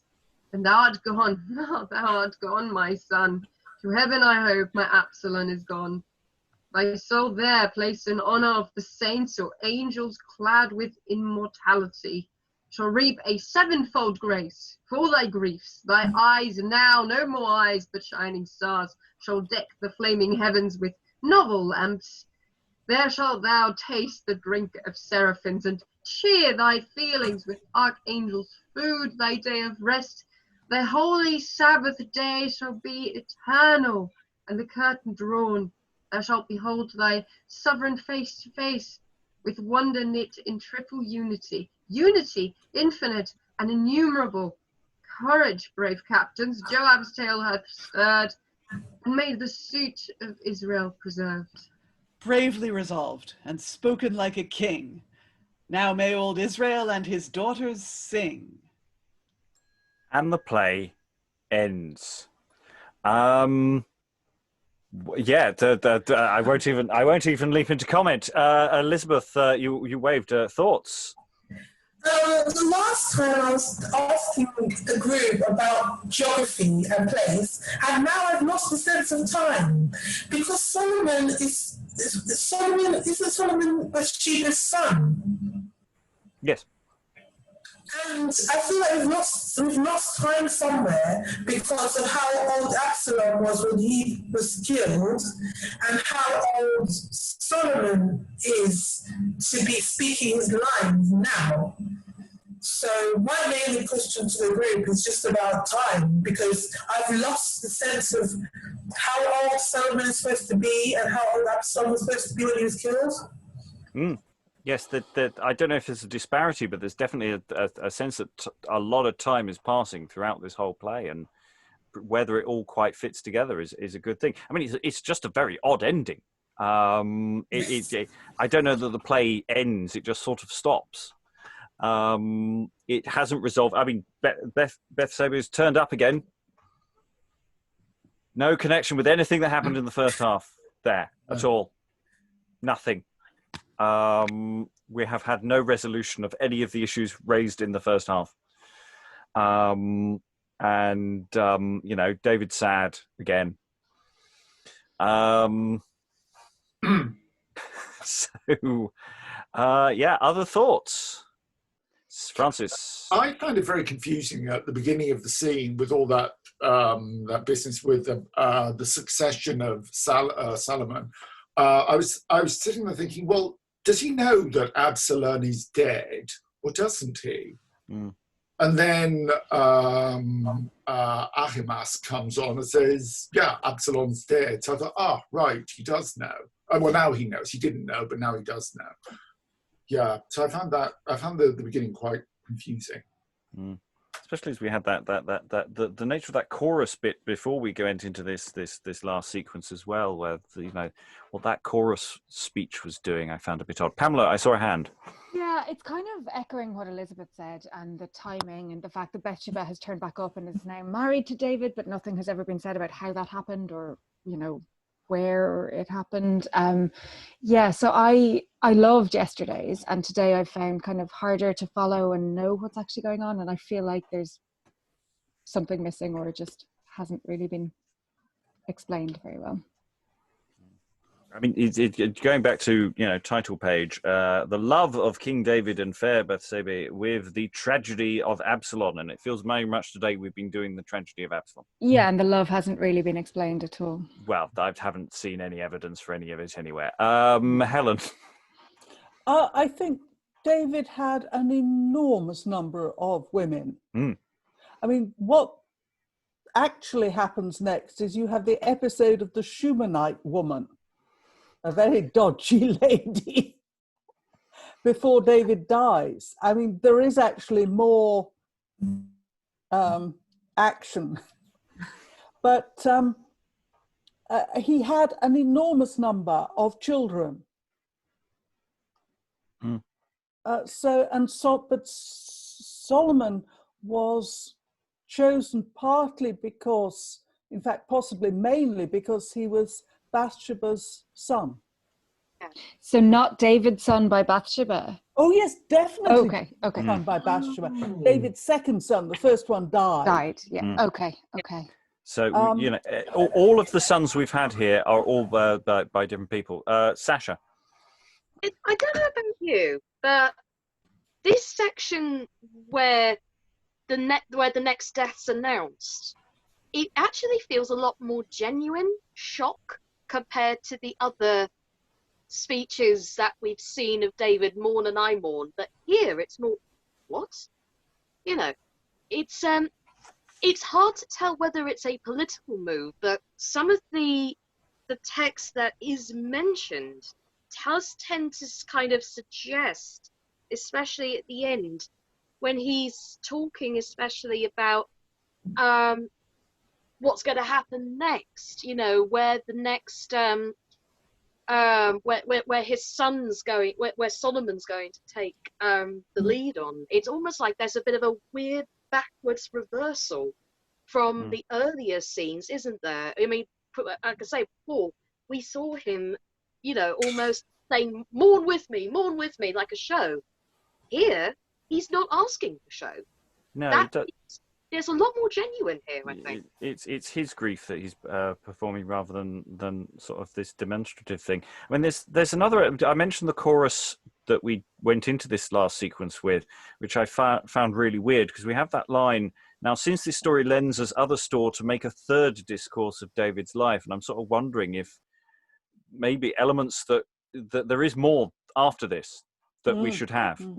And because that even maybe this chorus is misplaced. This actually should be at the end of the play, and you know, and yeah, but it promises that they're going to show David's death, which was remarkable and involved the Shumanite, but it doesn't. Yeah, so I do wonder if that chorus. I think there's something missing. Well, it's either that or it's the chorus should live more at the end, maybe with some adjustment, and it's promising a third. You know, maybe this is play 2 of 3.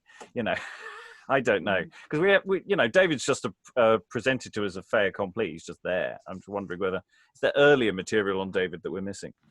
It would make sense. I mean, because when you think of David, you think of David and Goliath. Maybe there was a first play with Saul and Goliath, and I don't know. I mean, I don't know how to feel about the fact that nothing really gets resolved here, but maybe that makes it a little bit more human.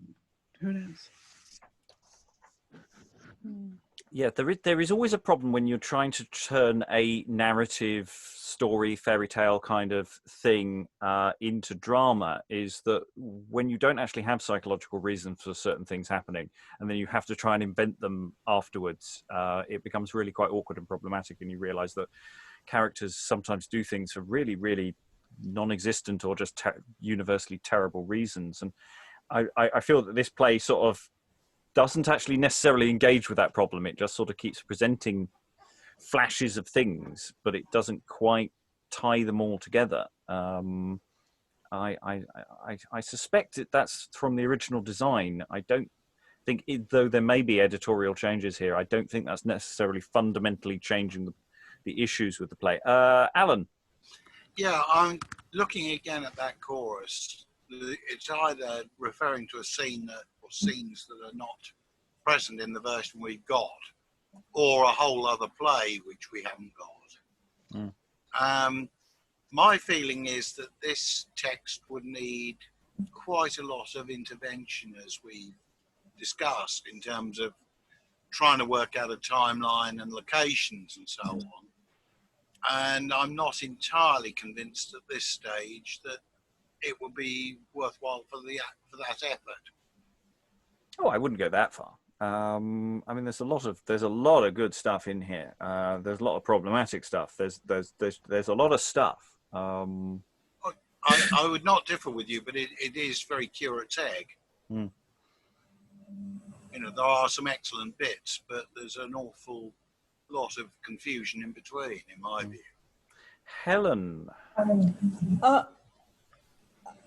For me, Joab is the man who makes all the right decisions, and David is the man who makes a lot of wrong decisions. And I think it is a study in flawed kingship, because and that comes out of the Old Testament narrative as well, because although God has chosen David, and although he's absolutely stunning as a composer, a poet, a musician, and you should hear him on his ivory lute, which of course we don't. nevertheless, he's never shown as the perfect king. Mm.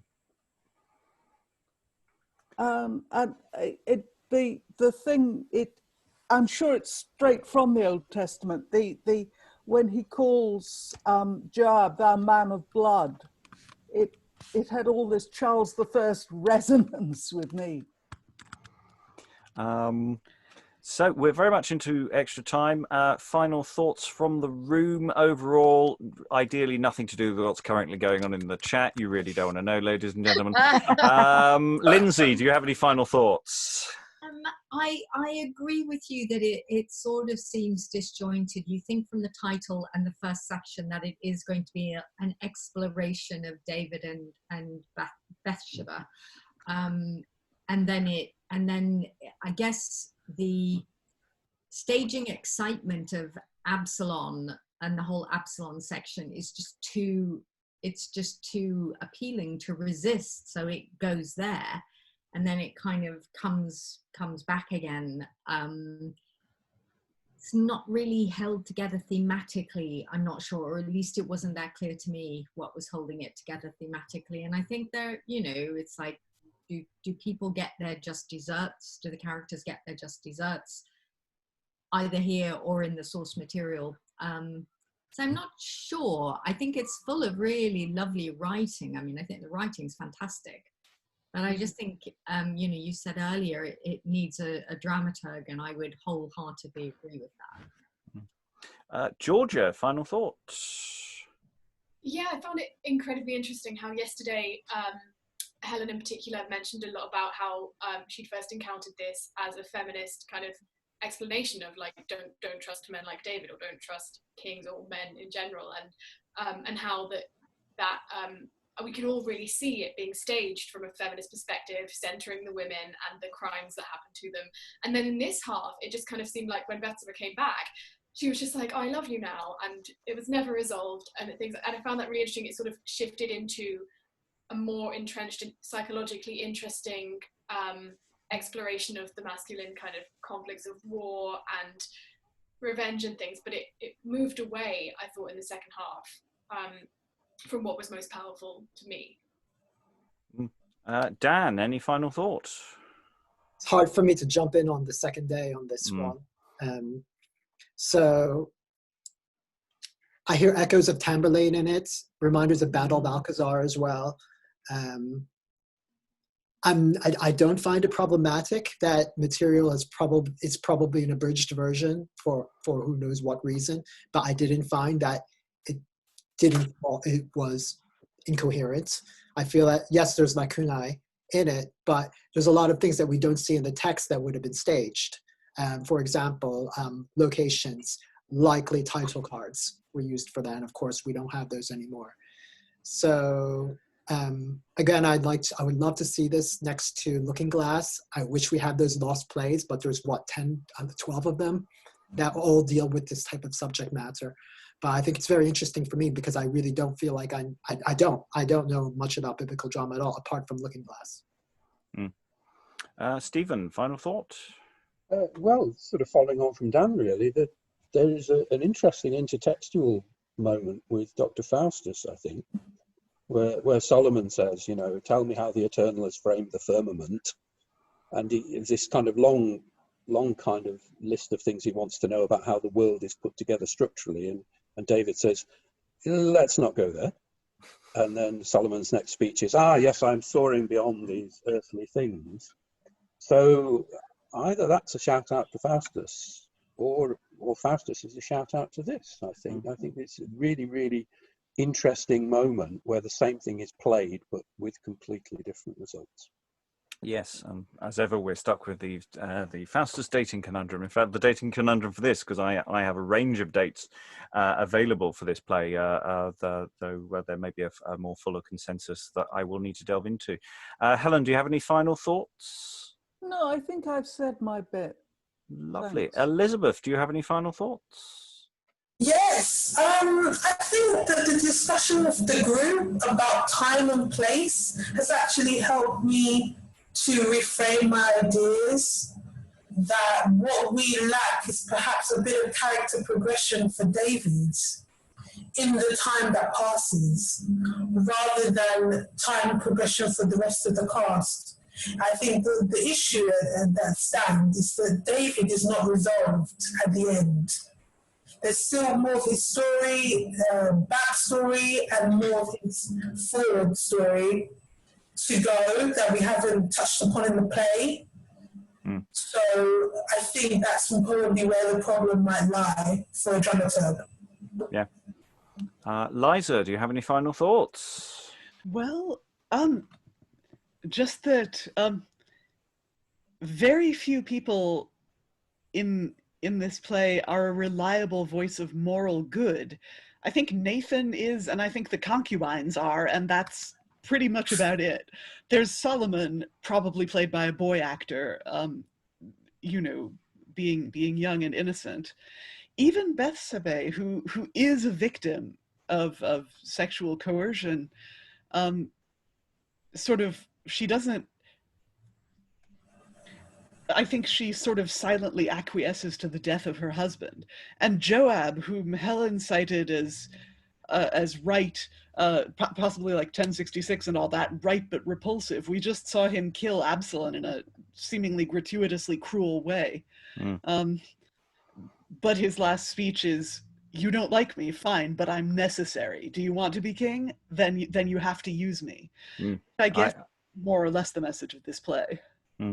Tamara, final thought. I'd quite like to go back to what Georgia said, because I made that note yesterday. I nearly did the spoiler thing about saying that no, David is not gonna do anything about Tamar and what happened to her and everything, and then Absolon goes and tries to do the thing. That was entirely dropped. That was completely dropped, like it was, I think, in the Bible, that it just sort of tapers off that storyline. And I found that interesting too, because myself, I was also drawn to the way that David handled it. And I would also agree that I feel like he doesn't feel like he grew particularly, which can work for the play. It can, I'm always thinking about how you might do it, and it could work if you make it really clear that he's not growing, and that's kind of his downfall, and that's the problem. Pamela, any final thoughts? Nothing much to add, really. I think everyone else has said it far better than I could. So. Alan, final thoughts? Not much to add, really. Excellent. Francis, any final thoughts? Just to echo what other people have said, that there's lots of good stuff in the play, but it's all over the place, and it just doesn't come together as a whole. Sascha, any final thoughts? Yeah, just to quickly add, nothing much else to add really, except I would echo the Faustus connection. I picked that up as well. And also, I would have loved to have seen more of the Bathsabe and David love story to balance everything out, just to make it a bit more round. But apart from that, good job. Okay. Well, it's been a reasonably long session. We're well into extra time. Just all that remains is to thank all the readers for today, for all their wonderful work, and goodbye. Bye.